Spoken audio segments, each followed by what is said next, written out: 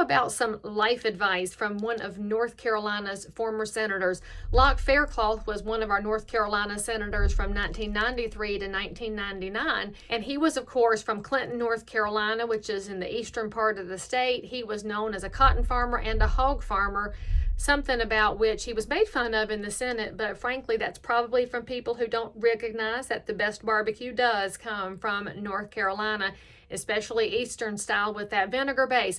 Now, something about Senator Faircloth, he was full of life advice. So I want to share with y'all some of his tidbits to help you carry through fourth quarter and beyond whenever you happen to find this video.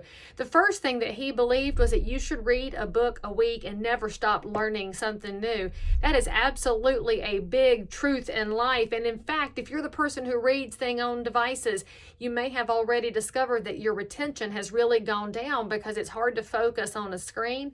And be honest, you can't dog-ear the corners and underline a very important passage if it's not in your hands in a really tangible form. Something else I have recently learned is that for those of us that used to keep 4 or 5 books going at any given time, our retention is really, really diminished. Well, we need to focus and get something done, and that's part of where he's talking about reading 1 book a week. Stay focused, get it done, and get things going. So I myself have a couple of books in the queue. Right now, I'm finishing up the 12-week year so that I can make sure that my goals are being reset periodically as I achieve them, of course. Now, the second piece of advice I find to be super critical right now, let me read you what he said.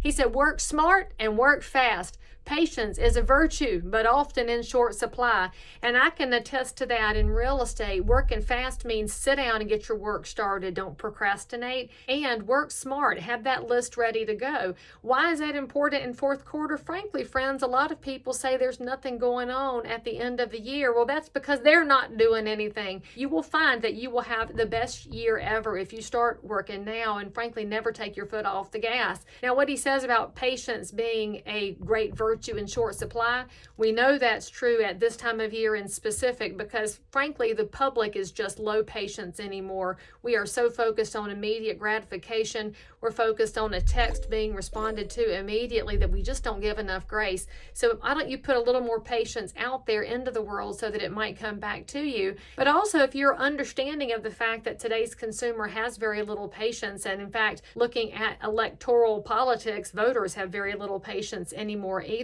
There's a reason that we should work smart and work quickly. So when you have a project in front of you, go at it full guns and put everything you have into it. There's no reason to be afraid. You might feel a little fear from time to time. That should get your juices going, but if you stay afraid, you won't get anything done. So work smart and work fast. Now, the third thing that he always did was deliver country hams for Christmas to his friends and allies. Now, in my business, we deliver Christmas wreaths because we have found that the smell of a North Carolina Fraser fir makes everybody get into a better mood. But frankly, I might just copy him and deliver some Christmas hams if I can find somebody who salts them just the right way, since I'm a country ham girl and not a honey ham kind of a girl, and you might be the same way. So what I want to challenge you on is that whether you agreed with Senator Faircloth in life or not, we can all agree that the advice makes sense. So this Christmas season and this Hanukkah season and whatever it is that you are celebrating, find a way to find something in common with somebody around you, and let's do it faster than ever before and smarter than before, because the world is just awaiting for somebody to bring forth some solutions that will benefit us all.